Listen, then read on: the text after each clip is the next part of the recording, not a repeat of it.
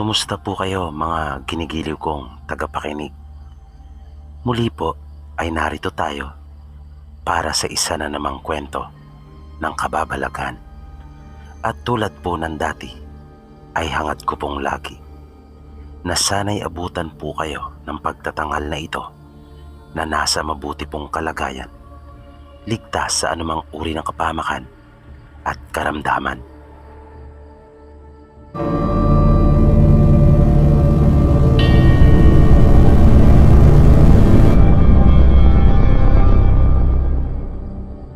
Kumusta po kayong lahat, Sir Pipi?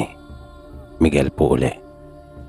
At narito na po ang pagpapatuloy ng aking kwento tungkol sa naging karanasan ng pinsan ng nanay ko na si Tia Silvia. Bali nung unang gabi nga po niya doon sa bahay nung kanyang pinagtatrabahuan, ay halos hindi siya pinatulog dahil sa ginawang pag-alulong ng mga aso. Nang sabi pa nga niya ay parang malalaki kumpara sa mga aso doon sa kanila, pagkat malalaki ang boses ng mga ito. At nang sumunod na araw naman ay dinala siya ni Manang Sita doon sa morgue, kung saan ay inutusan naman siyang linisin yung mga nagkalat na dugo. Halos himatayin siya sa sobrang takot nang iwan siya mag-isa doon ni Manang Sita dahil sa mayroong mga patay na nakahiga doon. Maluha-luha na nga raw siya habang patuloy na pinupunasan yung mga tilamsik ng dugo na nasa may pader. Panay din ang lingon niya dahil pakiramdam niya ay parang gumagalaw yung mga bangkay. At naiisip niyang baka bigla na lang bumangon ang mga ito. Ilang beses pa siyang nag-igib ng tubig para tuluyang malinis at maalis yung mga bakas ng dugo. Kung kaya, ilang beses din siyang nagpabalik-balik doon. Na sa tuwing iniigiban niya ng tubig yung balde, ay parang doon lamang siya nakakahinga ng maluwag. Napakalansa kasi ng dugo at parang bumabaliktad yung kanyang sikmura. Kung kaya pa ni ang duwal niya habang naglilinis. Nang malapit na siyang matapos, ay bigla naman siyang natigilan. Pagkat parang may nararamdaman siyang mayroong nakatingin sa kanya doon sa may pintuan. Parang gusto na niyang maiyak ng mga sandaling iyon. Punong-puno ng kaba ang kanyang dibdib. Huminga siya ng malalim at mabilis na nilingon niyon. Wala siyang nakita, pero nakita niyang gumalaw yung pinto. Kaya bigla siyang napaisip kung sino kaya iyon. Bakit ito nakamasid sa kanya na para bang binabantayan siya. At sa wakas, isang pahid na lang ng basahan at matatapos na rin siya. Kaya pagkapasada niya ng basahan ay nagmamadali na siyang lumabas nang nakakatakot na silid na iyon. Pero laking gulat niya nang muntik na niyang mabangga ang isang bata dahil sa kanyang pagmamadali. Pero nagtaka din talaga si Tia Silvia dahil hindi man lang niya iyon napansin, na para bang bigla na lamang iyong sumulpot doon. At dahil doon ay natumba siya at napaupo sa malamig na semento. Tinitigan lang naman siya ng bata at hindi ito umiimik. Maya-maya ay biglang dumating si Manang Sita at sinabing nagkita na pala kayo ni Mika. Micaela ang tunay niyang pangalan. Pagpapatuloy pa ni Manang Sita. Tinanong siya nito kung kanya na bang natapos ang ipinapagawa nito at kung nagawa raw ba niya iyon ng maayos. Sunod-sunod na tango naman ang itinugon ni Tia Silvia at sinundan pa ng magalang na pagsagot ng opo. Mabuti kung ganon, tugon sa kanya ni Manang Sita. Pinasunod siya nito at nagpapatulong sa gagawing pagluluto. Habang naglalakad ay binilinan siyang muli nito ukol sa kondisyon ng mga bata. 3 ang batang kasama nila sa bahay, wika ni Manang Sita kay Tia Silvia. At kakaiba ang kanilang mga kondisyon. Hindi sila tulad ng mga karaniwang bata, pagpapaliwanag pa nito. Kaya dapat daw na matanda ang mabuti ni Tia Silvia kung ano mga bawal sa kanila dahil maselan ang kanilang kondisyon. Nang nasa kusina na sila ay naroon din yung batang si Mika. Pero mula nang magkita sila nito ni isang salita ay wala siyang narinig mula dito. At medyo nawiwirduhan na siya sa bata pagkat palagi lang itong nakatingin sa kanya. Pinaghiwa siya ni Manang Sita ng mga gulay na gagamitin nito. At nang matapos na niyang lahat hiwain, ay pinakuha na siya nito ng pagkain at dalhin na raw niya sa kanyang silid at siya'y kumain na. Mananghalian na raw siya ng maaga nang upang sa ganon ay makapagpahinga pa bago ang susunod niyang gagawin. Sinabihan siya nito na pagkatapos niyang makapagpahinga ay bumalik sa kusina at sasabihin daw sa kanya ni Manang Sita kung anong sunod na ipagagawa nito. Parang nadismaya naman si Tia Silvia dahil ang buong akala niya ay kabilang siya sa inihahanda nitong pagkain. Mukhang masarap pa naman, naisip niya. Nasabi pa niya sa kanyang sarili na baka ganun talaga kapag kasambahay. Iba ang pagkain kesa sa mga amo.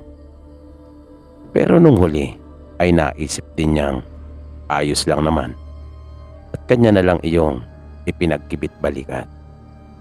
Ang mahalaga ay mayroon siyang pagkain at hindi siya ginugutom. At natuwa pa nga siya dahil di hamak na mas masarap ang kanyang mga kinakain kumpara sa mga pagkain doon sa kanila. Pagkatapos niyang kumain ay kanya nang inihatid sa kusina ang pinagkainan. Naroon si Manang Sita at tila hinihintay talaga siya. Habang hinuhugasan niya ang kanyang mga pinagkainan ay binibilinan na siya nito ng sunod niyang gagawin. Inutusan siya nitong linisin yung isang silid doon sa itaas at gayon din yung pinakasala. Dahil may darating daw silang bisita sa kinabukasan pagkat araw daw iyon ng pag-aaral ng mga bata. Hindi pala pumapasok sa paaralan ang mga ito. Kinunan lamang nila ang mga bata ng pribadong tagapagturo at hindi rin sila araw-araw nagkikita ng kanilang guro. 3 beses lang sa loob ng 1 linggo. Pagkatapos niyang mahugasan ang pinagkainan ay kaagad na siyang tumalima sa iniutos sa kanya ni Manang Sita. Kaya bitbit ang mga kagamitang panglinis ay umakyat na siya sa 2nd palapag. Pero nung papakyat pa lamang siya ay bigla siyang napahinto sa may paanan ng hagdan. Nang makita niya yung 3 bata na naroon sa pinakaitaas na baitang at nakahilera na para bang kanina pa siya hinihintay ng mga ito. At hindi niya nagustuhan yung paraan ng pagtitig ng mga ito sa kanya. Medyo nakaramdam siya ng kaunting kaba pero nagpatuloy pa rin siya. At sa bawat hakbang niya sa mga baitang ay lumilikha iyon ng nakakakilabot na tunog. Lumaalangit-ngit iyon dahil na rin siguro sa kalumaan. Nagbigay daan naman ang mga bata nang siya ay dumaan pero hindi talaga sila umiimik.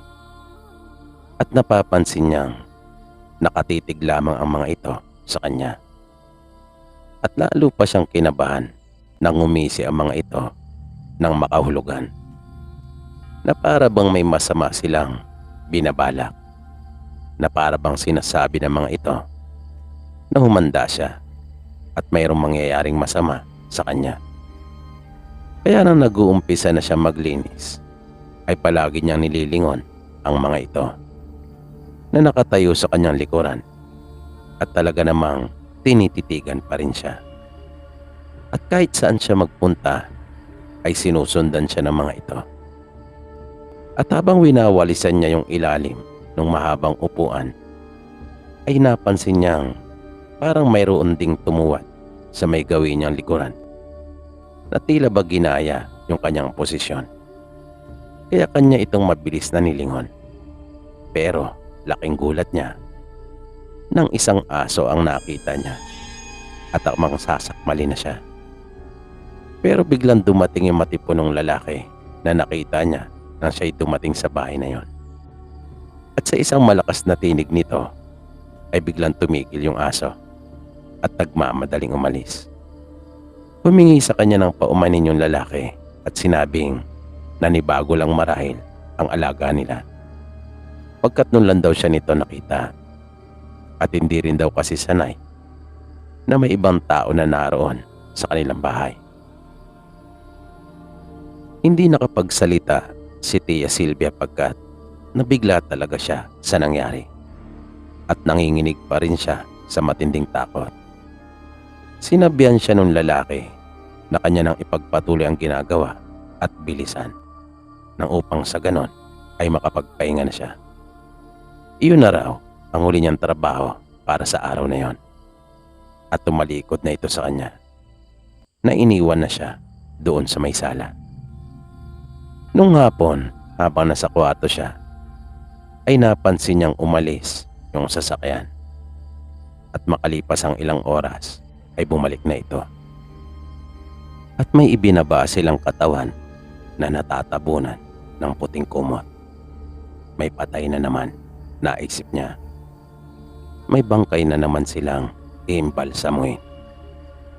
Kinagabihan, nang nakahiga na siya at nagpapaantok na, ay narinig na naman niya yung pag-alulong ng mga aso. Kung kaya, kinilabutan na naman siya. Nasabi pa nga niya sa kanyang sarili kung bakit naman hindi sinasaway ng kanyang mga amo kung alaga nilang mga aso. Sa probinsya kasi nila ay kaagad na sinasaway ang mga aso kapag umaalulong. Pagkat hindi maganda ang ibig ipahiwatig ng pag-alulong ng mga ito. Sa inis niya ay kanya na lamang isiniksik ang sarili sa pinakasulok ng higaan na maluktot siya at nagtalokbong ng kumot. Pero patuloy pa rin niyang naririnig yung mga pag-alulong ng mga aso pagkat malakas iyon. Hanggang sa may naramdaman siyang mga yabag na dahan-dahan naglalakad sa may pasilyo sa labas ng kanyang kwarto. Kaya bigla siyang napatingin sa may gawing pinto ng kanyang silid at natigilan. Tumutunog pa yung sahig sa tuwing naririnig niya yung mga yabag. Hanggang sa bigla na lang may tumakbo at yung mga yabag ay napalitan ng tila tunog ng isang aso na tumatakbo. Pagkat pumili ka ng tunog yung mga kuko noon, maya-maya pa ay bigla na yung nawala. At nanumbalik na ang katahimikan. Nawala na rin at natigil yung pag-alulong ng mga aso. Pero naisip niya parang hindi yata siya tatagal sa bahay na yon. Nang sumunod na araw, matapos niyang makapag-agahan, ay inutusan siyang muli ni Manang Sita na linisin yung silid ng morgue pagkat nagkalat na naman doon yung mga dugo. May inimbalsa mo daw kasi sila Kuya Manuel nung nagdaang gabi. Yun yung pangalan nung matipunong lalaki na sa palagay ni Tia ay siyang ama ng mga bata. At abot-abot na naman ang kaba sa kanyang dibdib nang malaman niya mula kay Manang Sita na maglilinis na naman siya ng mga dugo doon sa morgue. Bitbit ang mga kagamitan sa paglilinis ay panay ang pagbuntong hininga ni Tia Silvia. At makailang ulit niyang nasabi sa kanyang sarili na kung hindi lamang dahil sa kanyang pamilya ay hindi niya talaga gagawin ang mga bagay na iyon. Pagkat mahina talagang loob niya pagdating sa dugo at mga patay. Pero dahil sa kailangan nga, kung kaya napipilitan siyang gawin ang mga bagay na iyon. Nang nagsisimula na siyang tanggalin yung mga dugong nagkalat sa sahig, ay bigla na lang siyang nagulat at napasigaw. Nang bigla na lang lumaylay ang kamay ng isang patay. At mabilis siyang napatingin doon nang hindi sinasadya dahil sa instingto ng kanyang katawan. At dahil sa paglaylay ng isang kamay ng bangkay, kung kaya nalilis yung nakatabon ditong kumot, kung kaya naman nakita niya ang gawing itaas ng katawan nito. Mabilis naman niyang binawi ang pagkakatitig doon pero nakita niya yung malaking sugat nun sa leeg. At mayroon din itong hiwa sa dibdib. At parang may mga malalalim na kagat sa braso. Naisip niyang marahil yung sugat na iyon sa leeg ang siyang ikinamatay nito. At ganun pala kapag inimbalsa mo, inihiwaan sa dibdib, sabi pa niya. Pero dahil sa takot na nararamdaman, ay minadali na niya ang ginagawa. At pinakaiwas-iwasan niya talagang mapatingin muli doon sa bangkay. Pagkahapon ng araw na yon, ay dumating na yung guro ng mga bata. At dahil sa wala namang iniutos sa kanya si Manang Sita, kung kaya naroon siya malapit sa may hagdan at pinagmamasdan yung ginagawa nilang pag-aaral. Bigla niyang naalala yung mga panahong pumapasok pa siya sa paaralan. At bigla siyang nanghinayang dahil kahit elementarya ay hindi man lamang siya nakatapos. Maya-maya ay bigla na lamang nagkagulo. Kung kaya natigil yung pagmumuni-muni niya, nakita na lang niya nagwawala na yung dalawa sa mga bata at pinipigilan sila ng kanilang guro. Nagmamadali namang bumaba si Silvia at kanyang tinawag si Manang Sita. Pagbalik nila sa itaas ay hindi pa rin napapakalma ng guro yung dalawang bata at kanya pa rin silang sinusubukang pigilan. Natigil lang ang pagwawala ng mga ito nang dumating na si Manang Sita kasama ko, na siya na mismo ang umawat sa kanila.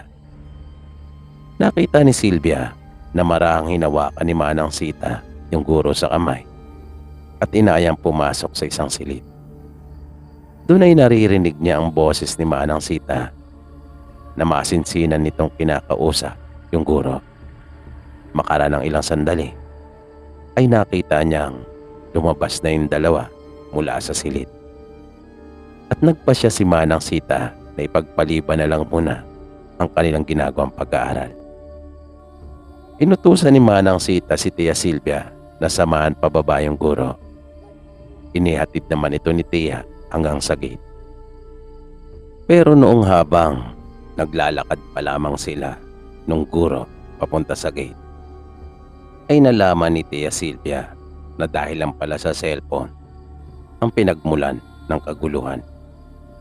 Nasilaw daw yung dalawang bata nang subukan niyang kunan ng larawan ang mga ito habang gumagawa. Hindi naman daw niya kasi akalaing sensitibo din pala ang mga ito pagdating sa artipisyal na liwanag na nagmumula sa mga kasangkapan tulad ng cellphone. Ang buong akala daw niya ay sa liwanag lamang na nagmumula sa araw na apekto ng mga ito. May kakaiba daw kasing medikal na kondisyon ang mga bata na bihira lamang matagpuan sa mga tao. Maliit na porsyento lang umano sa buong mundo ang nakararanas ng ganong kondisyon na katulad sa kanila. Pero na mag-isa na lamang si Tia Silvia ay paulit-ulit niyang inalala yung mga nangyari, pagkat napakabayolente ng mga naging reaksyon ng dalawang bata. Para nga silang hindi mga bata kung magalit. Para silang mga papatay na kung kanya pang iisipin ay para bang mas masaul pa sila sa mga mababangis na hayop. At nakita pa niya yung mga mata nilang nanlilisik na purong puti at nawala yung itim sa mga iyon. Hindi tuloy niya maiwasang hindi makapag-isip ng masama dahil sa kanyang mga nasasaksihan at nararamdaman sa bahay ng kanyang mga amo. At naisip din niya kung bakit kinailangan pang ipaiwan yung cellphone ng guro.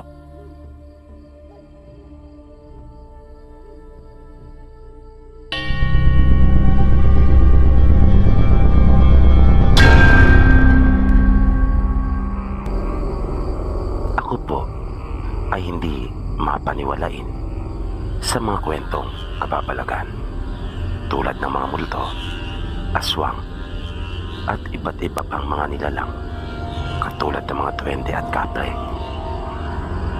Kaya naman ganito ang aking naging paniniwala ay dahil na rin sa kapitbahay namin noon na nagpapakilalang isang mahusay na manggagamot na kapag sumasapi na umano ang kanyang mga alaga at kaibigan ay nag-iiba ang kanyang boses, na sa halip na mamangha ako ay nagiging katawa-tawa iyon para sa akin, na kung ang pagbabasihan ay yung aking mga naobserbahan sa kanya ay masasabi kong isa itong huwad.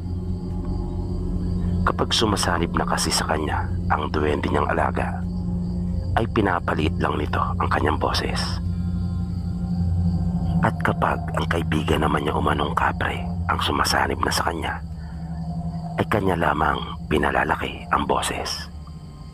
At nakakatawa iyon, na nasabi ko pa nga sa aking sarili noon na may mga tao talagang gagawin ang lahat para kumita lang ng pera. Pero may mga naging karanasan ako na nagpabago ng aking paniniwala, na sadyang may mga huwad pero meron din naman palang totoo. Naganap po ito noong mga 1985, doon din sa aming probinsya. Ang edad ko siguro noon ay mga 10 taong gulang pa lamang. Ang pasok po namin noon sa paaralan ay isang buong araw, kaya nagbabaon na kami ng aming mga pananghalian.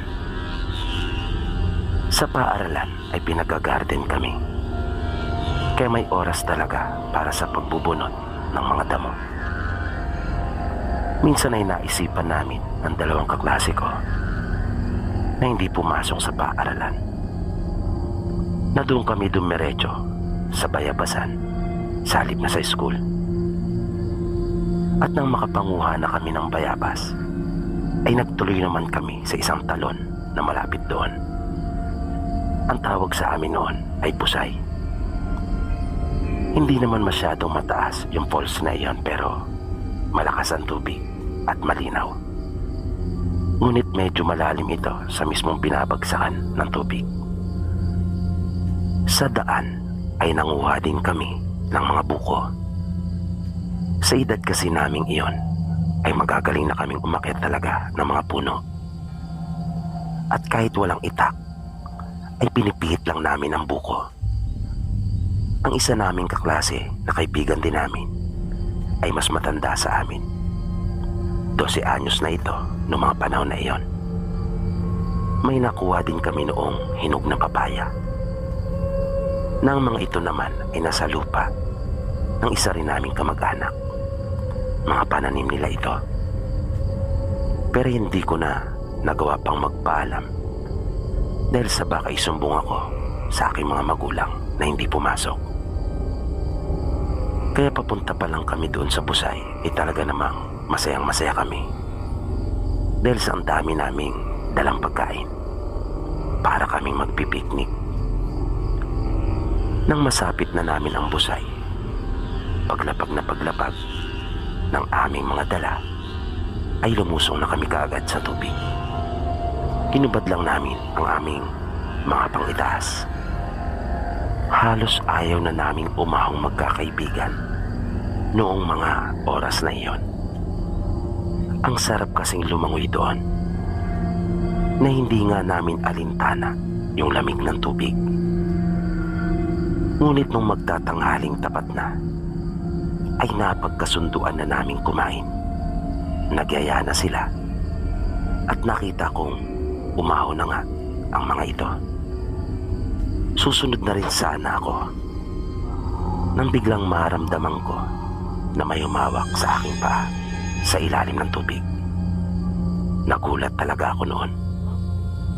Napasigaw ako ng malakas at humingi ng tulong sa dalawa kong kaibigan. At mas kinabahan palalo ako nang maramdaman kong hinihila na ako noon. Buti na lang at mayroong ugat ng punong kahoy na naroon. Kaya mabilis kong hinawakan iyon ng dalawang kamay.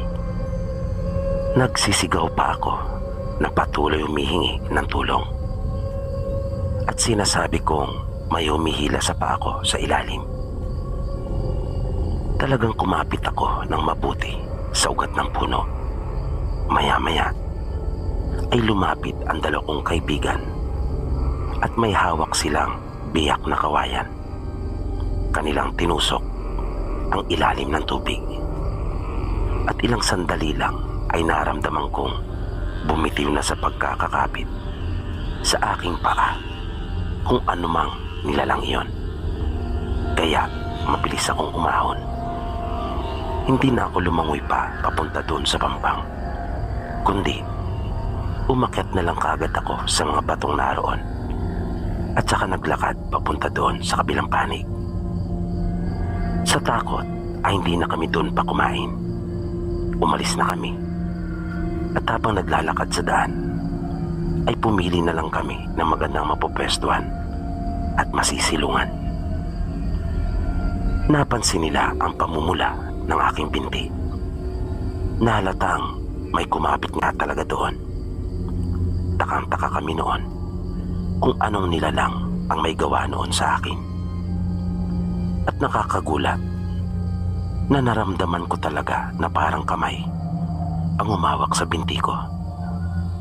At hindi kami makapaniwala na kaya noon tumagal sa ilalim ng tubig. Na naisip na nga namin na baka doon talaga ito nakatira. Iyan ang tumatakbo sa aming mga isipan noong mga oras na iyon. Kaya hindi namin alam kung anong uri ng nilalang iyon na may kakayahang manirahan sa ilalim ng tubig, na mayroong kamay ng tulad sa tao. Simula noon ay hindi na namin inulit pa ang paliligo doon. Talagang pinakaiwas-iwasan na namin ang busay na iyon. Nang makauwi ako sa amin nung araw na iyon, ay agad kong ikinuwento sa mga kapatid ko ang tungkol doon sa aking naranasan sa busay. At pinaalalahanan ko silang wag nang maliligo doon. Nang sumunod na araw, nang pumasok ako sa paaralan, ay sinabi ko rin sa aming mga kamag-aral ang tungkol doon. Ngunit ang iba ay hindi naniwala. Kaya makaraan ang 2 linggo, ay may napabalita ang bata na nawala umano doon sa busay. Nalunod daw iyon, ngunit hindi na nakita pa ang kanyang katawan.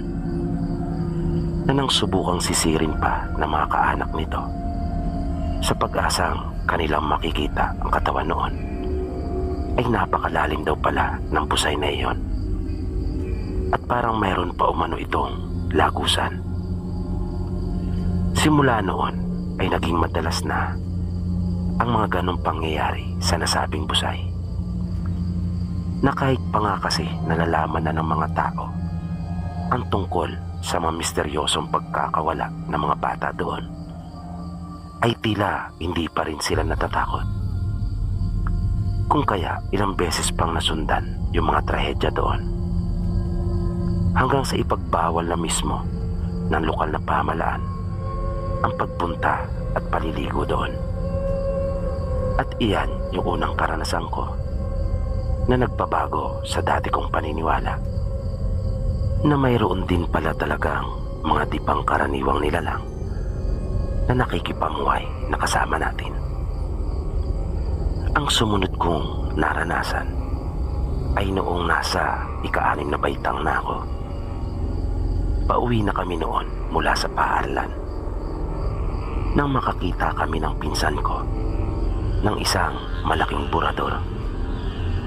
Yun kasi ang unang tingin namin doon. Akala namin ay burador lang iyon o tinatawag na saranggola sa Tagalog. Bagaman alam naming bihira naman ang nagpapalipad ng ganon sa amin. Pero mas lalo naman kasing hindi ka panipaniwala noong una na isa iyong nilalang na nakalilipad at ganon siya kalaki. Napatunayan lang naming hindi iyon saranggola na magpatuloy itong lumipad sa isang direksyon palayo na halatang wala iyong tali. At nakuha pa nga noong dumapo sa isang mataas na puno na nasa ituktok ng bundok. Kaya natakot kami ng pinsan ko at nagmamadali na kaming tumakbong pauwi. Kami kasing dalawa ang lagi magkasabay noon na umuwi dahil malapit lang sa amin ang bahay nila noong mga panahon na iyon. Isang gabi naman habang nagpapantok ako ay bigla na lang kaming may narinig ng aking mga kapatid ng isang malaking tinig. Hindi namin malaman noon kung huni ba iyon ng kung anong hayop. Pagkat noon lang namin narinig iyon. Bago talaga sa aming pandinig ang huni na iyon. Kaya medyo nakaramdam kami ng takot noon. Pero nanatili lang kami noon na tahimik at nakiramdam. Maliban sa tunog noon ay wala naman na kaming narinig na iba pa. Hanggang sa di ko na namalayan na nakatulog na pala ako.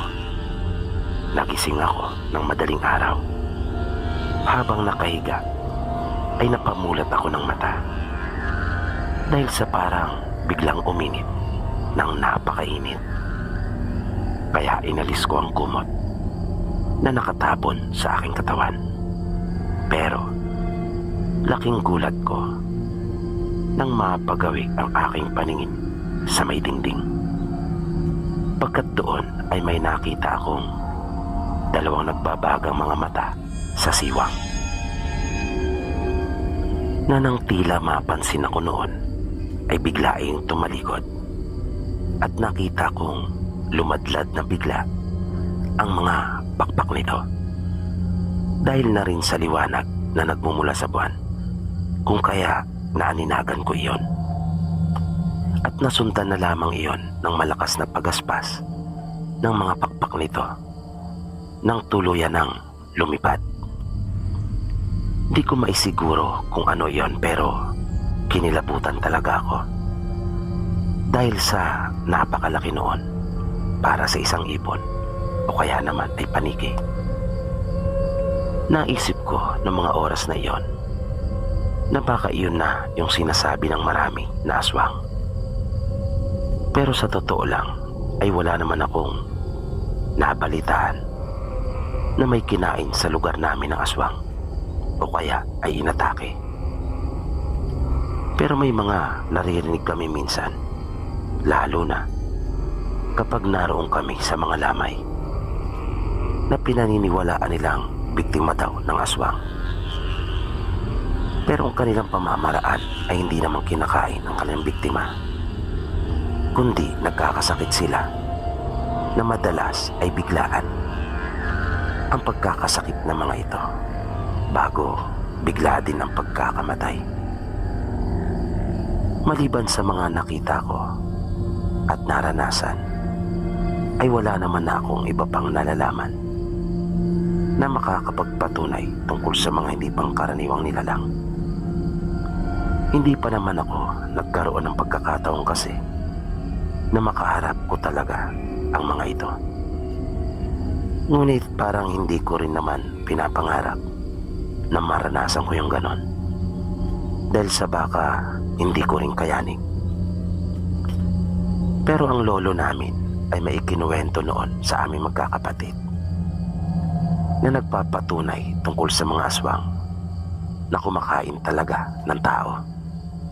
Sa kanilang bayan daw noon ay may napadpad na mga mangangalakal na mula sa ibang bayan.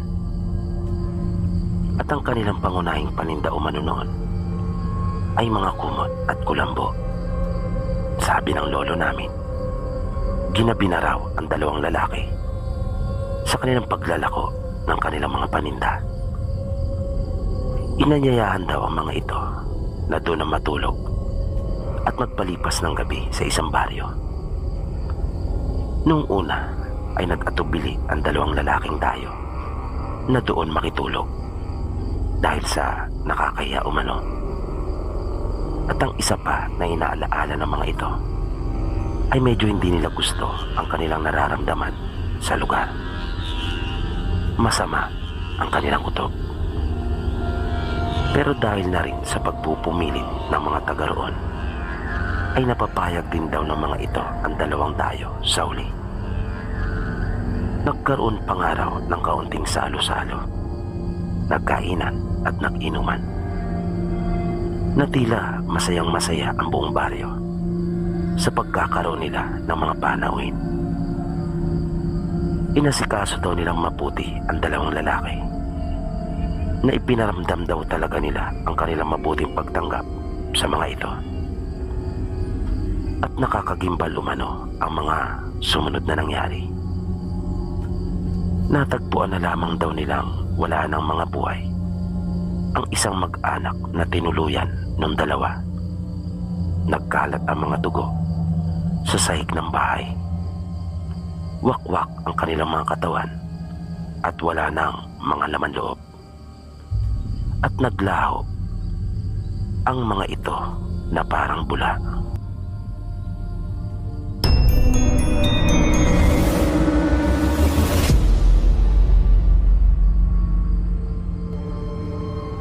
Matagal ko na sanang gustong ipadala yung kwentong nalalaman ko.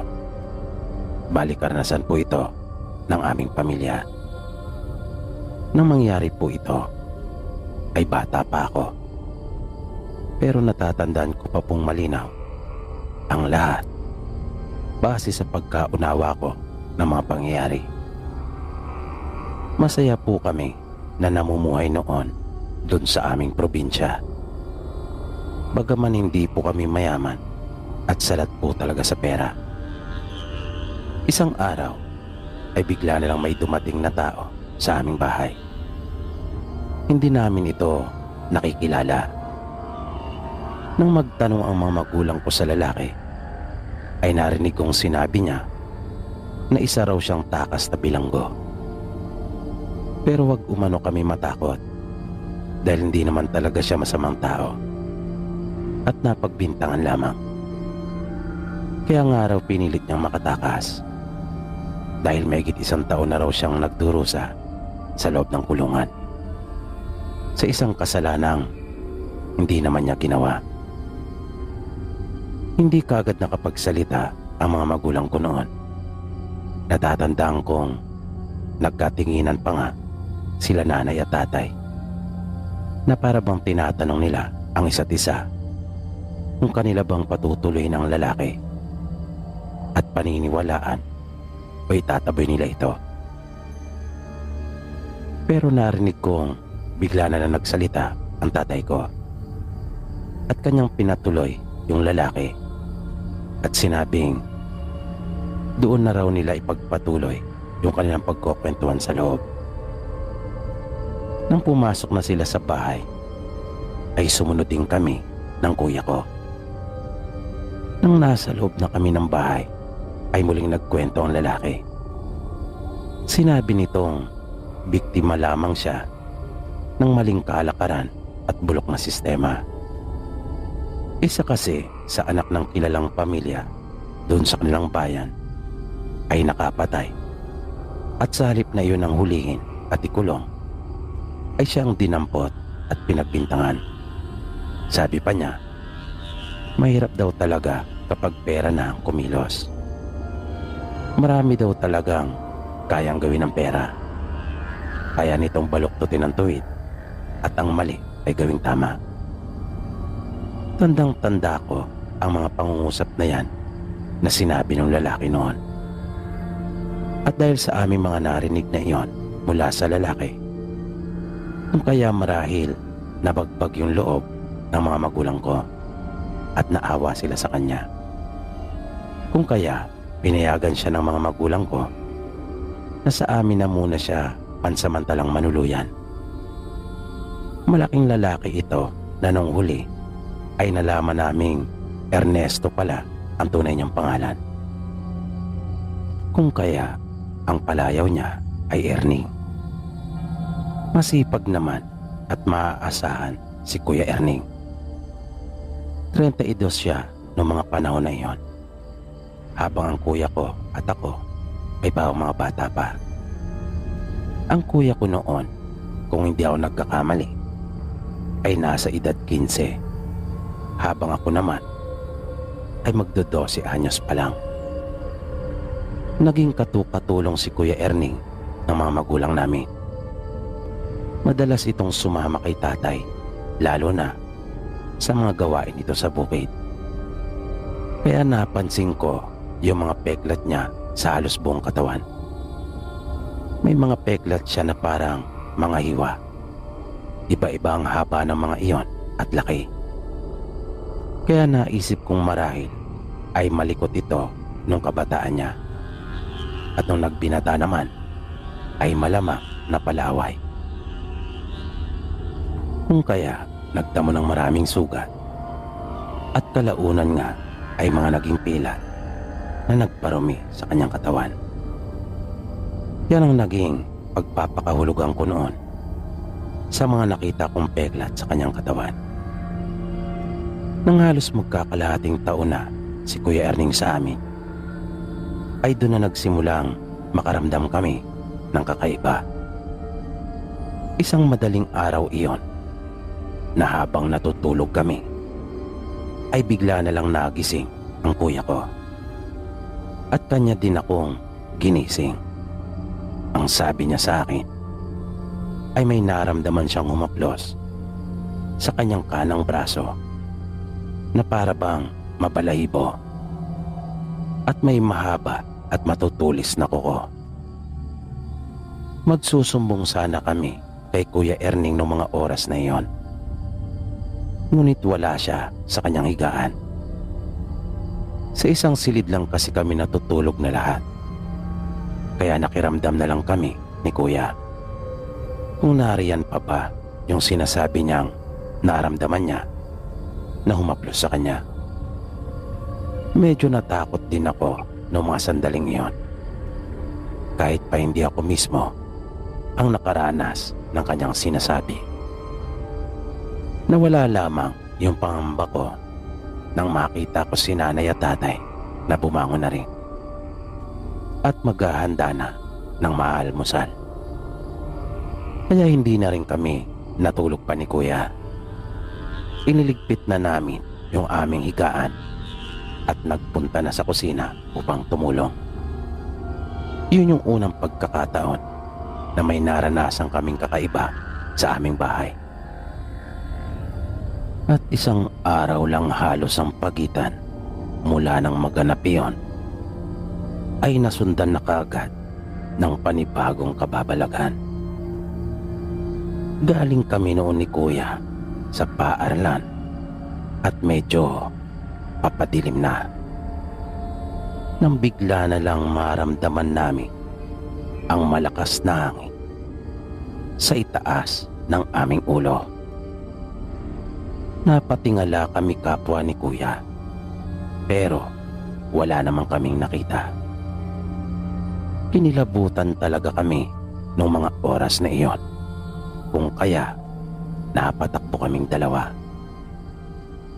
Pero naramdaman namin na tila mayroong sumusunod. Kaya sa sobrang takot, nasa itaas pa lamang kami ng burol at ilang metro pang layo ng aming bahay, ay panay na ang aming sigaw para marinig kami ng aming mga magulang upang salubungin. At yun yung pagkakataon na nawala na yung nararamdaman naming sumusunod. Nang kumakain na kami ng hapunan nung gabi ring iyon, ay nakarinig din kami ng huni. Nagkatinginan pa nga kami dahil napabulala si nanay at sinabing aswang umano yon. Kahit probinsya kasi yung sa amin, ay noon pa lang kami nakarinig na magkapatid ng ganong uri ng huni. Nang matatapos na kaming kumain, ay biglang dumating si Kuya Erning. Marumi ito, kung kaya nagtaka kami. Naunang nagtanong si tatay. Sinabi niya sa amin na nadulas raw siya kung kaya ganoon ang kanyang itsura. Sinabihan siya ni nanay na kumain na, ngunit tumanggi ito at magpapahinga na umano dahil pagod siya at walang gana. Pero may napansin ako noong mga oras na iyon dahil hindi ko na naririnig pa yung huni na sinasabi ni nanay na huni ng aswang. Kaya medyo napaisip ako. Nakiusap ako kanila nanay na kung maaari ay doon na muna ako sa kanilang silid matutulog. Kanila naman akong pinayagan, kaya hinayaan kong silang dalawa ni Kuya ang natulog doon sa aming kwarto. Iba kasi ang kutob ko at medyo natatakot ako. Gusto ko rin sana iyong sabihin sa kuya ko pero pumasok na rin kasi ito doon sa kwarto. Kung kaya nawalan na ako ng pagkakataon na sabihin pa iyon dahil naroon si Kuya Erning. Mahimbing akong nakatulog nung gabing iyon at lumipas naman ang buong magdamag ng payapa. Pero nang sumunod na araw ay doon na nangyari ang pinaka nakakatakot na naranasan ko sa buong buhay ko. Kami lang noon ang naiwan sa bahay at wala kaming pasok sa paaralan. Sumama ang tatay namin sa pangingisda at sa kinabukasan pa makakauwi, habang si nanay naman ay may kinuha sa kanyang mga magulang at gagabihin na rin ang pag-uwi. Nang mga hapon na at papalubog na ang araw, ay nag-igib kami ni Kuya. Papadilim na noon kaya binilisan namin. Pagdating ng bahay ay sinindihan na namin yung aming mga ilawan. Nagsaing na rin si Kuya. Naisipan naming mag-ihaw na rin ng tuyo upang may makain kami. Nang bigla na lang narinig naming uli yung paghuni na iyon ng aswang. Tinandaan kasi namin ni Kuya yung tunog na iyon nang sabihin ni nanay na huni nga daw yun ng aswang. Ang lalong ikinatakot pa namin ay yung ginagawa nitong pagpagaspas na naririnig talaga namin dahil sa lakas. Maging yung pagtunog ng mga dahon ng puno na mahalata mo talagang mayroong tumapo na malaking nilalang. Dahil kung yung pagpagaspas ng manok ay malakas, yung narinig namin ay mas malakas talagang dihamak. Kaya kinabahan na talaga ako ng todo noon. At yung paghuni ng aswang ay tila mas nagiging agresibo pa, na nakakadagdag talaga sa amin ng takot. Sinabi ko kay Kuya yung masamang kutob ko. Sinabi ko sa kanya na sa palagay ko ang aswang ay si Kuya Erning. Parang ayaw din maniwala ni Kuya pero mabilis kong sinabi ang mga dahilan ko kung bakit siya ang pinaghihinalaan ko. Isiniguro naming nakasarang mabuti yung dalawang bintana at pinto. Sumigaw ako at sinabi kong huwag niyang gawin sa amin iyon. Na binanggit ko talaga yung pangalan niya. Narinig namin ni Kuya na tila mas nagalit pa yung aswang. Pero ilang saglit lang ay nawala na rin ito. Kaya medyo nakahinga kami ng maluwag ang kuya ko. Pero makaraan lang ang ilang oras nang tapos na kaming kumain at kasalukuyan nakikinig ng mga paborito naming programa sa radyo, ay biglang humuni na uli ang aswang. At sakong-sakto na mag-uumpisa na yung programa na Gabi ng Lagim. Kung kaya sa takot naming magkapatid ay amin na lang pinatay iyon. At nagpatuloy na nga yung paghuni ng aswang. Muli rin naming narinig yung pagpagaspas noon. Nakalaunan ay para itong lumipad mula sa mataas na puno na nasa likod bahay namin at lumapag sa aming bakuran. Rinig namin iyon. Dahil ang pinatay na namin ang radyo ay napakatahimik ng paligid.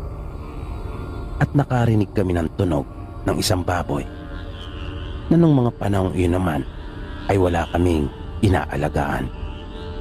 At yung aso naman namin noon ay parang napahag ang buntot. Kaya naisip naming hindi iyong karaniwang baboy.